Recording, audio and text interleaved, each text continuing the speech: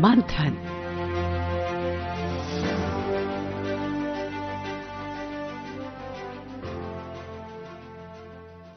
नमस्कार, मंथन कार्यक्रम के आज के अंक में आपका स्वागत है। मैं हूं भारती जे कृष्णन। आज के हमारे चर्चा का विषय है पोषण पखवाड़ा 2026, कुपोषण मुक्त भारत। हमारे साथ स्टूडियो में है मोनिका सिंह, निदेशक पोषण अभियान, केंद्रीय महिला एवं बाल विकास मंत्रालय। धन्यवाद भारती। कुपोषण यानी मैल न्यूट्रिशन की गंभीर समस्या को मद्देनजर रखते हुए हमारी सरकार ने पोषण अभियान 2018 में लॉन्च किया। पोषण पखवाड़ा क्या है और इसका महत्व आप हमें समझा सकते हैं? बिल्कुल भारती, धन्यवाद। पोषण पखवाड़ा जो है वो पोषण अभियान जो कि 2018 में भारत सरकार ने यानी कि महिला एवं बाल विकास मंत्रालय ने जारी किया था कार्यक्रम है, जिसमें पोषण पखवाड़ा और पोषण माह इन दोनों को जन आंदोलन के रूप में हर वर्ष पूरे देश में मनाया जाता है। पोषण पखवाड़ा जो है वो 15 दिन की गतिविधियों का एक बहुत बड़ा कार्यक्रम होता है, जो कि सामूहिक रूप से पूरा देश, सभी राज्य एवं केंद्र शासित प्रदेश मिलकर अपने अपने राज्यों में मनाते हैं। और साथ ही मंत्रालय स्तर पर बहुत सारे भारत सरकार के बड़े बड़े एवं छोटे मंत्रालय जो कि कहीं ना कहीं पोषण से जुड़े हुए हैं, वो इस पर कार्य करते हैं और मिलकर सामूहिक गतिविधियां संचालित करते हैं। इसका महत्व जो है वो मैं इस तरह से बता सकती हूँ कि पोषण नाम से ही पता चल जाता है कि यदि कुपोषण है तो नुकसान क्या हो सकता है और यदि पोषण है तो क्या फायदे हो सकते हैं। इसीलिए इसे एक अभियान के रूप में वर्ष 2018 से चलाया जा रहा है। इसके अंतर्गत 150 से ज्यादा गतिविधियां अभी तक रिपोर्ट की जा चुकी हैं सभी राज्यों एवं केंद्र शासित प्रदेशों द्वारा। एवं साथ ही हर वर्ष इस पोषण पखवाड़े में, जो कि इस वर्ष 8वां राष्ट्रीय पोषण पखवाड़ा मनाया जा रहा है, इसका थीम इस वर्ष अलग होगा, पिछले वर्ष का थीम अलग होगा और उन थीम यानी कि मुख्य मुद्दों के अलावा कुछ सब थीम्स भी रखे जाते हैं जो कि उसी मेन थीम के चारों ओर कहीं ना कहीं जुड़े होते हैं उस मेन थीम से, और उस मेन थीम को कार्यान्वित करने के लिए ये सब थीम जो है वो बहुत बड़ा कार्य करते हैं। इस साल का थीम है जीवन के पहले 6 वर्षों में मस्तिष्क के विकास को अधिकतम करना। मैम, लाइफ के इन पहले 6 वर्षों में ऐसा क्या है जो हमें उसे इतना इम्पोर्टेंस देना चाहिए? देखिए भारती, मैं ये समझती हूँ कि बच्चे के जीवन के पहले 6 वर्ष वो वर्ष होते हैं जब वो एक नन्हा जीव होता है। ना तो वो बालक ही होता है, ना ही वो कभी बड़ा मानव समझा जाता है। वो एक जीव होता है जिसका जन्म होता है और पहले 6 वर्ष में वो चीजें वो सीखता है, वह व्यवहार वो सीखता है, वह बातें वो सीखता है जो उसके जीवन की नींव रखते हैं। और वो जीवन में अच्छी आदतें, व्यवहार और अच्छी नींव तभी रखी जा सकती है जबकि उसके मस्तिष्क का विकास पूर्ण रूप से हो, सही रूप से हो। तो इस वर्ष हमने उस थीम को आगे लाने का प्रयास किया है जिसमें कि सबसे अधिक आवश्यकता होती है बच्चे पर ध्यान दिए जाने की। जिस घड़ी, जिस समय, जिस दिन बच्चा जन्म लेता है उस दिन से ये एक माँ की ही नहीं पूरे समाज की जिम्मेवारी हो जाती है कि उस बच्चे का पोषण ठीक प्रकार से हो और उसके दिमाग का विकास बिल्कुल उसी प्रकार से हो जैसा कि होना चाहिए, जिससे कि वो भविष्य में एक अच्छा नागरिक बन सके और देश को और समाज को अपनी अच्छी सेवाएं दे सके।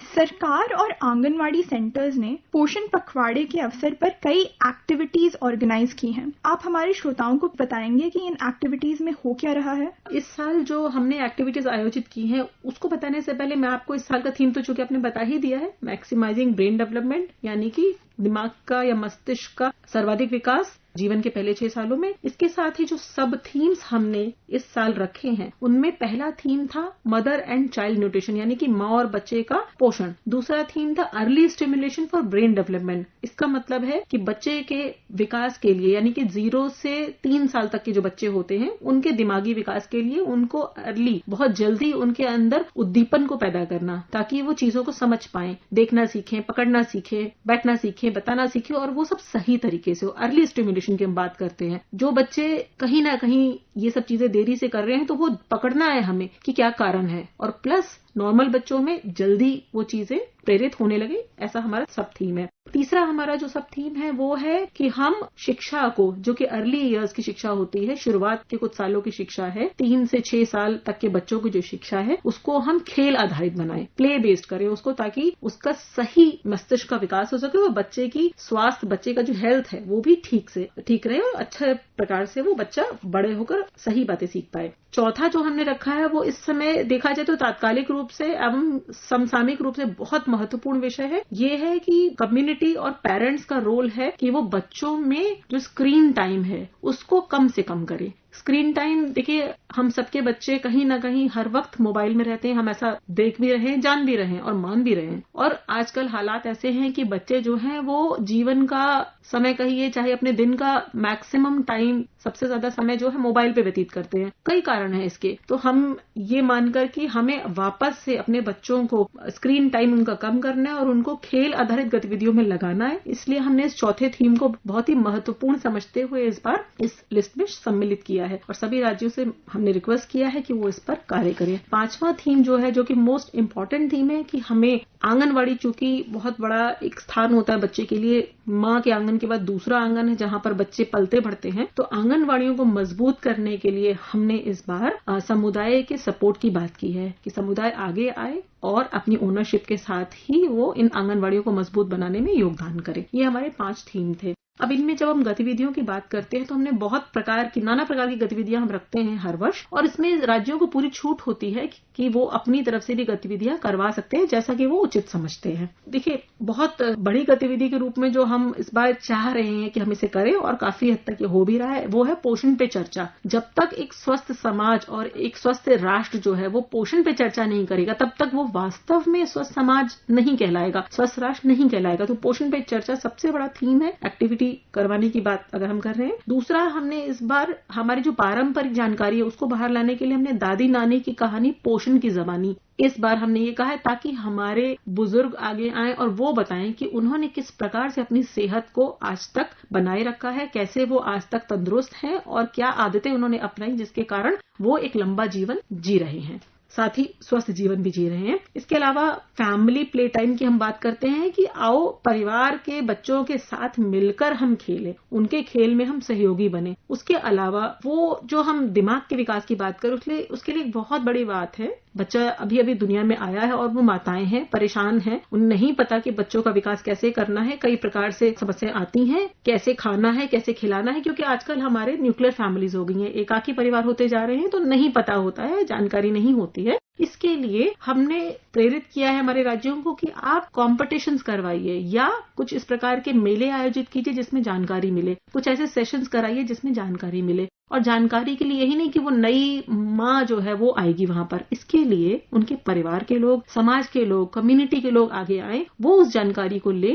और उस नई माँ तक पहुंचाएं ताकि वो समझ सके कि उसके बच्चे को उसे कैसे 6 साल में सही रूप से बड़ा करना है। क्योंकि 6 महीने तक बच्चा जो है सिर्फ माँ का दूध पीता है, तो इन बातों को भी हमें बढ़ावा देना है, सही जानकारी पहुंचानी। इसके लिए भी हमने बहुत सारे सेशंस ऑर्गेनाइज करने के लिए स्टेट से कहा हुआ है और वो कर भी रहे हैं। इसके साथ ही बहुत जरूरी कि जब बच्चा 6 महीने का होता है तो उसे क्या खिलाया जाए। हम ये तो कह देते हैं कि उसे ठोस आहार खिलाएं, बट ठोस आहार में क्या खिलाएं ये बहुत जरूरी है। तो इसके लिए हमने इस बार कुकिंग कॉम्पिटिशन्स के ऊपर बहुत बढ़ावा दिया है कि वो उस पर्टिकुलर एज ग्रुप के लिए, वो बच्चे जिनका अन्न प्राशन होना है, जब वो 6 महीने के हो जाएंगे तो उन्हें कैसे शुरुआत करें, कैसे उन्हें, अंग्रेजी में से कॉम्प्लीमेंट्री फीडिंग कहा जाता है, तो कैसे ब्रेस्ट फीडिंग से कॉम्प्लीमेंट्री फीडिंग पे आना है और क्या खिलाना है, क्या नहीं खिलाना है, ये सभी बातों पे हम ध्यान देते हैं। इसके लिए हम एक दिन होता है हमारे VHSND डे, जिसे कि कई मंत्रालय और मुख्य रूप से स्वास्थ्य एवं परिवार कल्याण मंत्रालय वो एवं महिला एवं बाल विकास मंत्रालय मिलके गाँव में और शहरों में दोनों जगहों पे मनाते हैं। उसको बोलते हैं VHSND डे। इसमें कई प्रकार की गतिविधियां होती हैं, बच्चों का वजन मापने से लेकर, माताओं के वजन मापने से लेकर, किशोरी बालिकाओं के ऊपर ध्यान देने से लेकर कई प्रकार का सैनिटेशन की एक्टिविटीज की सफाई और स्वच्छता का कैसे ध्यान रखें, इस प्रकार से पंचायत भी सम्मिलित होती है और इसमें समुदाय भी सम्मिलित होते हैं। तो जब पोषण पखवाड़ा होता है तो हम ये कहते हैं कि विशेष रूप से VHSND डेज मनाए जाएं ताकि जो एक नॉर्मल VHSND डे होता है उस पर जो एक्टिविटीज होती हैं उसमें जितने भी लोग आते हैं उससे बढ़ चढ़ कर कई गुना लोग जो हैं वो इस स्पेशल VHSND डे पे आएं, क्योंकि ये एक जागरूकता से संबंधित कार्यक्रम है जो कि गांव एवं वार्ड स्तर पर दोनों ही जगह मनाया जाता है। इस प्रकार से हमने कई प्रकार की गतिविधियों का जिक्र किया है, बट जैसे मैंने आपको बताया कि राज्य खुद भी अपनी गतिविधियां लेकर आगे आ सकते हैं और आज ऐसा कर रहे हैं। बहुत इंटरेस्टिंग लगा मुझे ये सब थीम पोषण पखवाड़े का, प्ले बेस्ड लर्निंग यानी खेल आधारित शिक्षा, स्पेशली 3 से 6 वर्ष के बच्चों के लिए। ये खेल और पढ़ाई को जोड़ने का बेनिफिट्स क्या है और इसे करते कैसे हैं? खेल आधारित पढ़ाई इसलिए जरूरी हो गई है क्योंकि पढ़ाई कोई एक बोझ नहीं है। पढ़ाई वही है जो हमारे आसपास हम देखते हैं, उसी चीज को विषय बनाकर पढ़ाया जाता है। लेकिन विषय कभी कभी इस प्रकार से बोझिल हो जाते हैं कि लगता है कि हमें समझ में नहीं आ रहा है। तो वही बात अगर बच्चों को हम खेल खेल में सिखा दें कि देखो बच्चों, ऐसा नहीं ऐसा होता है, ए ऐसे नहीं ऐसे बनता है, या का ऐसे नहीं ऐसे बनता है, तो जब उस का को हम मुंह से बताएंगे कि ऐसे नहीं ऐसे, तुमने का ऊपर से सीधे हाथ पे घुमाना है, उल्टे हाथ पे पूरा गोला करना है और सीधे हाथ पे पेट कटा होगा, इस प्रकार से बताया जाता है। लेकिन यदि हम उसी का को करके ब्लैक बोर्ड पे, व्हाइट बोर्ड पे या जो कई प्रकार के टॉयज आते हैं उनके माध्यम से अगर हम सिखाते हैं कि का किस प्रकार से बनता है, तो मुझे लगता है कि बच्चे जीवन भर याद रखेंगे। इसलिए प्ले बेस्ड लर्निंग बहुत बड़ी चीज है। हमारे मंत्रालय ने 2 प्रकार के सिलेबस भी लॉन्च किए हैं जो कि हमारा नेशनल करिकुलम फ्रेमवर्क से जुड़े हुए हैं। एक नवचेतना है और एक आधारशिला है। नवचेतना उन बच्चों के लिए है जो कि बहुत छोटे हैं, जिनकी उम्र 0 से लेकर 3 साल तक की है। आधारशिला वो बच्चे हैं जो 3 साल से 6 साल तक के हैं। और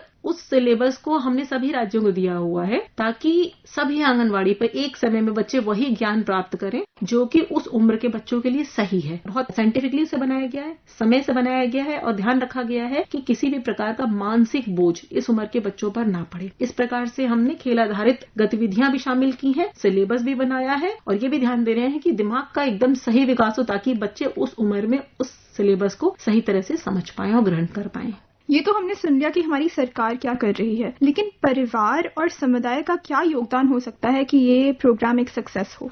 परिवार और समुदाय के बिना यही नहीं कोई भी कार्यक्रम पूरा नहीं हो सकता, क्योंकि समाज के लिए ही सरकार होती है। सरकार वेलफेयर स्टेट कही जाती है, यानी कि लाभ के लिए नहीं होती है बल्कि एक प्रकार से भले कार्य के लिए होती है। तो जब सरकार यानी कि वेलफेयर स्टेट जो है वो कोई भी कार्यक्रम लेकर आती है तो उस कार्यक्रम में कहीं ना कहीं सीधे ही रूप से हमारा समाज जुड़ा होता है, हमारी समुदाय जुड़े होते हैं। और पोषण अभियान तो इस प्रकार का कार्यक्रम है जिसे बनाया ही इस तरह से गया, इसका डिजाइन ही ऐसा है कि जिसमें समुदाय ही जुड़ेगा और समुदाय खुद आगे आकर वो आंगनवाड़ी से जुड़ी सभी गतिविधियों में भाग लेगा और छोटे बच्चों से लेकर गर्भवती महिलाओं एवं दूध पिलाने वाली माताएं जो हैं या जो किशोरी बालिकाएं हैं उनके स्वास्थ्य एवं सेहत के लिए और उनके पोषण के लिए पूरा प्रयास करेगा। इंडिजिनस नॉलेज यानी स्वदेशी ज्ञान हमने कुपोषण के प्रॉब्लम को सॉल्व करने के लिए कैसे यूटिलाइज करा है? देखिए, इंडिजिनस नॉलेज जिसे कि हम स्वदेशी ज्ञान कहते हैं, ये कोई नई चीज नहीं है। मैं ये समझती हूँ कि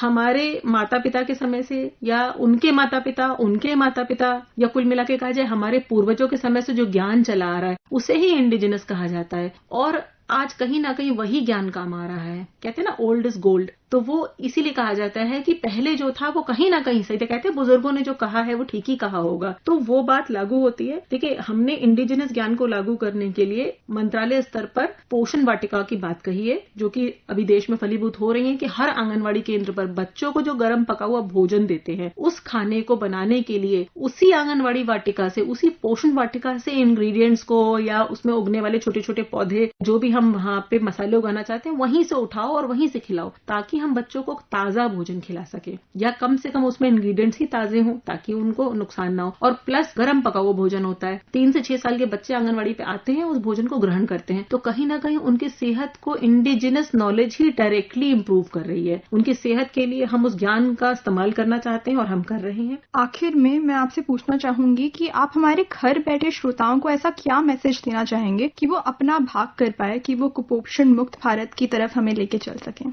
घर बैठे श्रोताओं के लिए मेरा एक ही मैसेज है कि वो कम्युनिटी है, वो कम्युनिटी का हिस्सा है और कम्युनिटी होने के नाते आगे आएं, इन छोटे बच्चों के दिमागी विकास का हिस्सा बने कि स्वस्थ विकास इन छोटे बच्चों का अपने आसपास जो उन्हें इस प्रकार की माताएं बहनें दिख रही हैं जो कि नई माँ है और अकेली हैं, जिन्हें की प्रेम एवं जानकारी की आवश्यकता है, उन्हें जानकारी दे। और स्वयं के लिए उनके लिए मेरा ये संदेश है कि खुद भी वो स्वस्थ और डाइवर्सिफाइड डाइट अपनाएं, जो कि उनके जीवन काल में उन्हें कहीं ना कहीं बहुत फायदा करेगी। धन्यवाद मैम। इस कार्यक्रम को आप हमारे mobile application news on AIR और YouTube channel news on AIR official पर भी सुन सकते हैं।